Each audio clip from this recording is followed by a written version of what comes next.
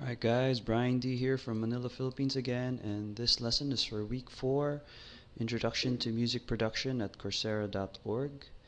And today I'm going to demonstrate how to use the compression plugin of Ableton Live, and I hope you guys learned something from it. Okay, so I don't use compression that much in my production since I work a lot with MIDI, and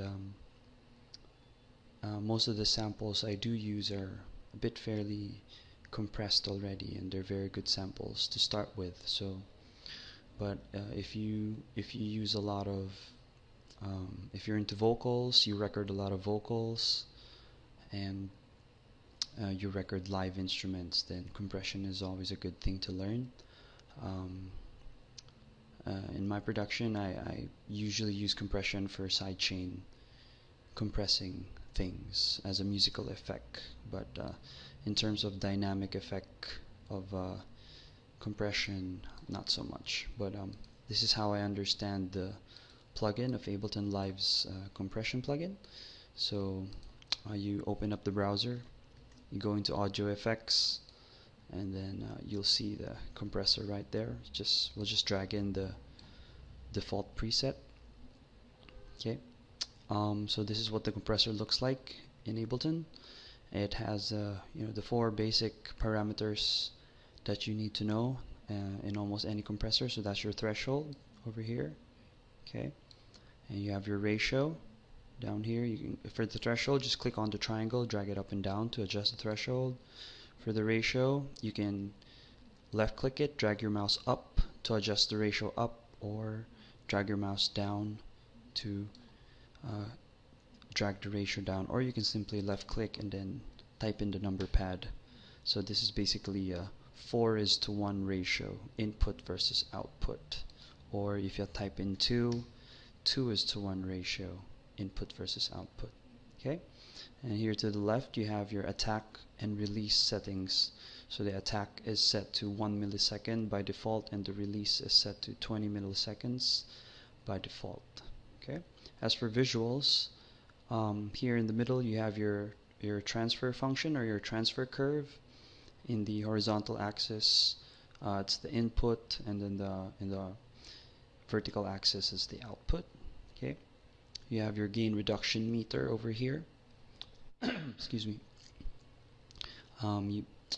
Later you'll see how it works. I'll try and play a small loop for you. Okay, and some of the advanced functions are here too. Let's just go through them quick. You can pick what kind of envelope you want the compressor to choose. It's peak, you just want the compressor to look into the transients of the sample. If it's RMS, you want to look at the average of the audio sample. And for the opto, I don't usually use the opto, but according to the info view, it says it's the non-linear release curve, and the release phase is slower as the gain reduction approaches 0, so whatever that means. Yeah, so most of the time they use RMS. And here's the knee, which softens the effect of the compressor. So you can see the threshold is here. If I increase the knee, the curve softens out. Okay, if you want a hard compression, then you basically set the knee to 0. You have several types of compressions here. You have the look ahead function.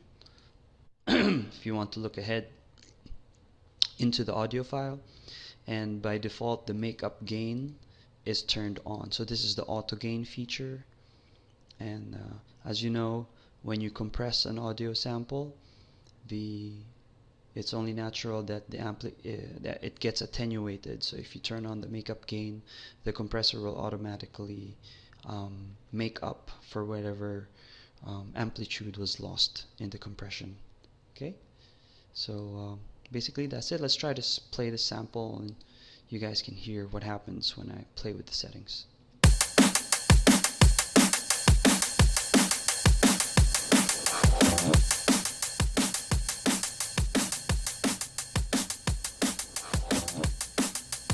So as you can see, the gain reduction meter was working over here.